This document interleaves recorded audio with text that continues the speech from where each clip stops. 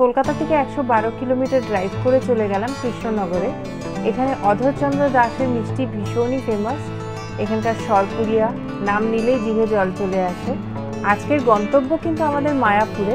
মায়াপুর অধরচন্দ্র দাস মিষ্টির দোকান থেকে 18 কিলোমিটার দূরে, তো রাস্তার উপরেই পড়বে, সে কারণে আমরা এই মিষ্টির দোকানটাও ঘুরে নেব। তবে কৃষ্ণনগর সিটিতে ঢোকার জন্য NH 12টাকে ছেড়ে আমাদের কৃষ্ণনগর রোডটাকে কন্টিনিউ করতে হচ্ছে। এই মোড় থেকে 2.5 কিলোমিটার মতন অধরচন্দ্র দাসের দোকান। এখন একদম মেইন কৃষ্ণনগর সিটিতে চলে এসেছি। এখানে এই অধরচন্দ্র দাসের মিষ্টির দোকানটা আছে, তো একদম মার্কেট এরিয়া, ভীষণ ভিড়। তো চলুন গিয়ে দেখি কেমন মিষ্টি পাওয়া যায়। শুনেছি এখানে অধরচন্দ্র দাসের অনেকগুলোই দোকান আছে, তো কোনটা অরিজিনাল সেটা এখন বুঝে উঠতে পারছি না, তো এক একটা করে দোকান দেখে নিই।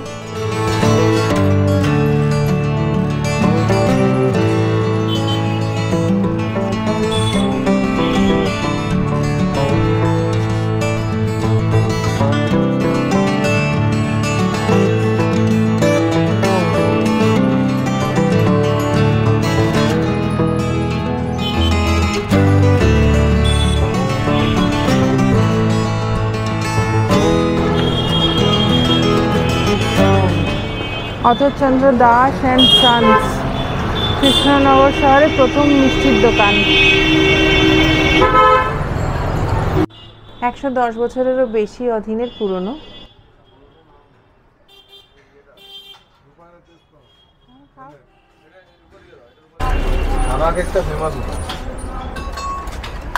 ফেমাস কি এই দুটো তো ঠিক আছে, সরপুরিয়া আর সরভাজা।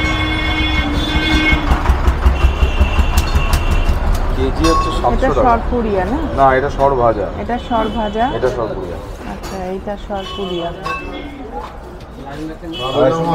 ভ্যারাইটিস আছে মিষ্টির এখানে, তবে কয়েকটা খেয়ে টেস্ট করে করেই দেখবো কোনটা ভালো।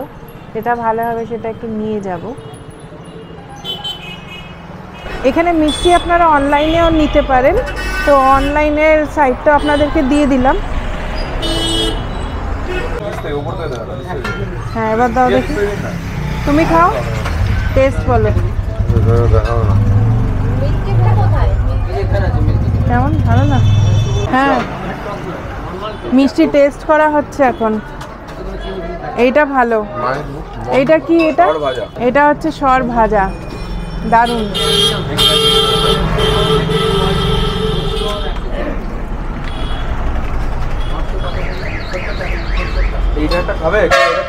একদম বাজে বাজে, খেয়ে দেখো, এই দিক থেকে নাও।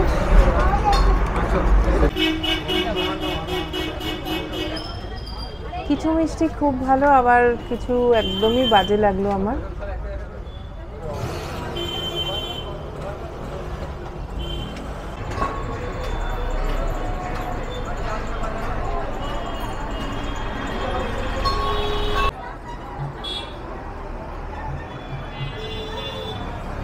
এখন অধরচন্দ্র দাসের আমরা পুরনো দোকানটায় দাঁড়িয়ে খেলাম, তো আর একটা নতুন আছে, তো সেই দিকটাও একবার ট্রাই করে নেব, আর যেটা ভালো হবে সেখানকার মিষ্টিটাই নেব।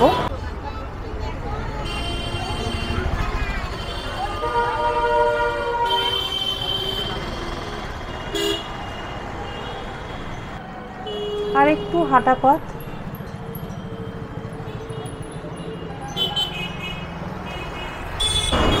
আচ্ছা, এটা অধর মিষ্টান্ন ভান্ডারে চলে এসেছি।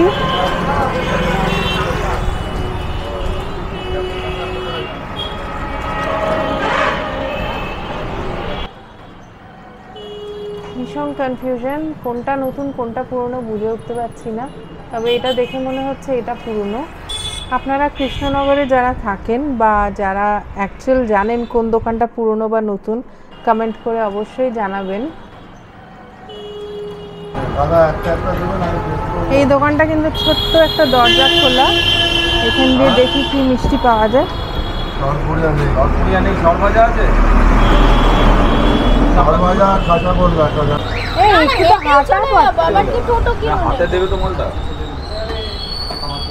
দাদা 1 কিলো 640, তো এটা নিয়ে নাও। নিকুটি দেবে আদার্সটা সব। এটা কাঁচা গল্লা আর আমাদের আমরা খেলাম 640 টা নাও। এটা সর ভাজা, এটা খুব ভালো লাগলো এখানে।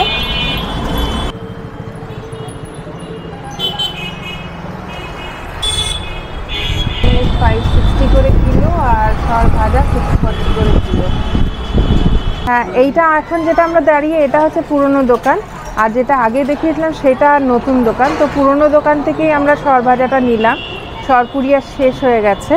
তো খেতে কিন্তু সর ভাজাটা দারুণ লাগলো। আর এইদিকে তৈরি করছে সরপুরিয়া, সেটা দেখি যদি দেখাতে পারি। 180 টাকা খাওয়ারে রোজের কত মিষ্টি বিক্রি হয় খাওয়ারে 106 এখানে টাকা দেখেই বোঝা যাচ্ছে।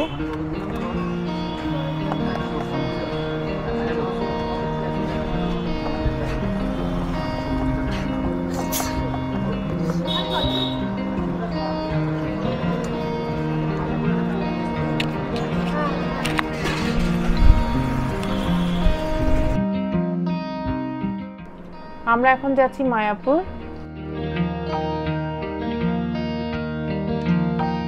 তো ভিডিওটা ভালো লাগলে লাইক শেয়ার কমেন্ট করবেন, আর অবশ্যই সাবস্ক্রাইব করে রাখবেন আমার চ্যানেলটিকে। আর এই আমরা পৌঁছে গেছি প্রায় মায়াপুরের কাছাকাছি। তা আজকের ব্লগটা কেমন লাগলো কমেন্ট করে অবশ্যই জানাবেন।